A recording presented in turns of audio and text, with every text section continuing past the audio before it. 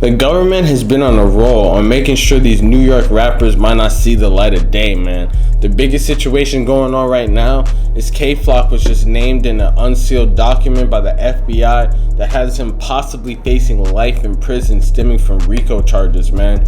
We gotta get into the beef that caused this, but before we do, I'm gonna need you to like, comment, subscribe, and run up this video, man. Make sure y'all turn on post notifications to help support the channel, man. So let's get into this right now.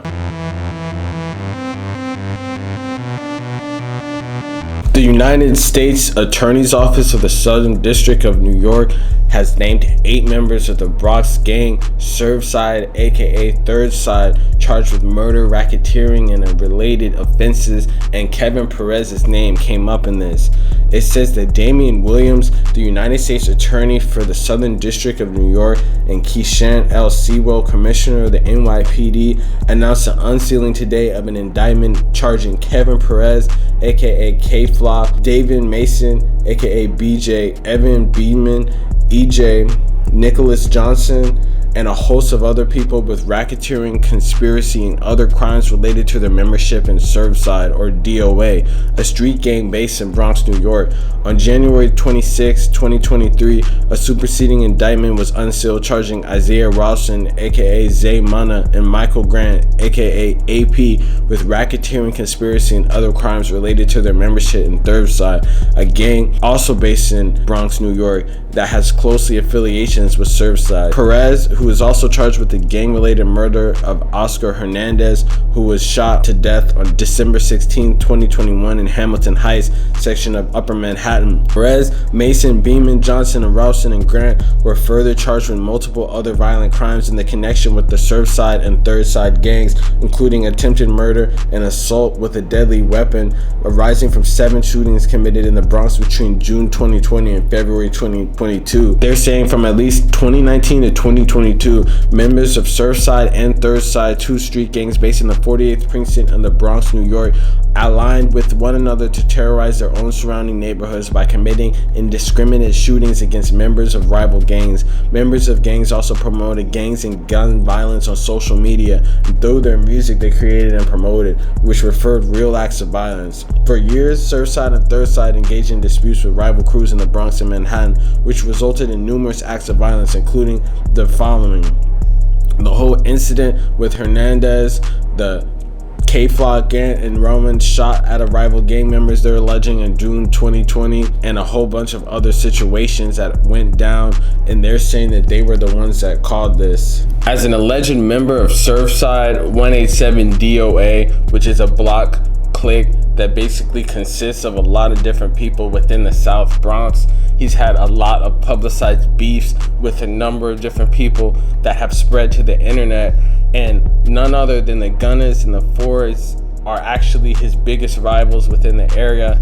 And you know, a lot of them don't even fuck with him at all. There's a lot of different groups that have all types of animosity towards K-Flock in many different realms, one of which being his own cousin, D-Thang, who's also facing another RICO indictment himself, which just shows that New York as a whole is definitely gunning to get these people off the streets. And they kind of have a reason, you know? Their publicized beefs have gone so far that they even been posting IG lives of them doing drills. Somebody over here, bro, real shit. Bro, where y'all niggas at, bro? Where y'all niggas? Like running up on ops and doing all types of crazy shit. It seems like everything sort of came to a head when K-Flock was arrested for a murder last year that was caught on video, and people were just saying that it was all his fault, but it looked like it might be self-defense. That looked like it might be the least of his problems now. Whether it be his rivals such as the YGs and OGs, or just different rappers in general, K-Flock has been having a history of some crazy shit, man. Throughout the whole course of K-Flock's career, his rise to fame came off the backs of different internet beefs that he had, and on top of diss songs that he dropped dissing both YGs and OGs throughout his whole career. Many times even going on IG live with this op such as D-Thang and discussing how they like had smoke for each other, and throughout many songs talking about how he wanted to spin the block, hit licks, you know, basically terrorize his whole neighborhood and everything about that. And you think that if we could see these clips, you would think that the FBI would be able to see these clips. You think that the NYPD would be able to see these clips. But at the end of the day, the crazy thing is, they probably noticed this, but they probably didn't care because they were just trying to get out of the environment that they were in their whole lives, and the only way they saw able to get out of this environment was from the clout that they got from beefing. And one of the crazy things about rap music is when you're just peaceful and chill, no one really cares about your music. You know, that's a sad thing now. Like, unless it's super, super, super good and out there, like, no one really cares about your music. But people want to see the story behind it. They want to see the violence behind it. They want to see everything that goes on behind the scenes. And that's what K-Flock, D-Thing, and a lot of these New York beefs really offer in general, man. And it's like, this is just another rapper basically getting pinned down, man. We can even talk about this whole situation with this other rapper, Nas, EBK, getting arrested for a stupid prank and stuff like that. It just is an example of how in New York, the whole thing is to post on the internet and like post these things for clout, and at the end of the day, man, you're always gonna get caught. Like the NYPD be looking at the same videos, they were looking at the same YouTube. Their YouTube searches are probably the exact same as mine, you know?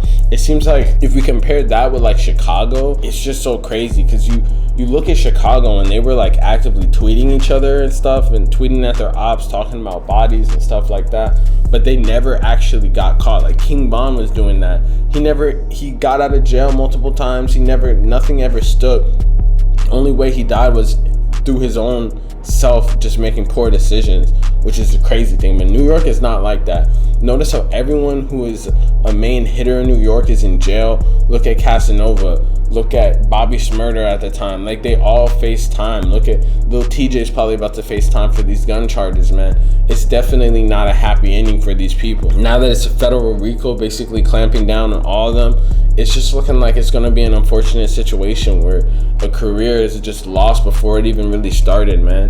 Part of it too is definitely the murder charge that he's facing right now and trying to fight that self-defense. But if he loses this case, man, it's looking like he's going to get life in prison with no parole, man, which is honestly a bad way to go out, especially when you had the world at your fingertips at one point and was really making a whole movement in the Bronx drill rap scene. It can't exist if you're rapping about actual crimes that are being committed and actually spinning the block when you are allegedly spinning the block, man. Before anyone gets mad at the stuff that I basically posted, you gotta know that these dudes posted this stuff themselves for no reason whatsoever, just for the internet to see.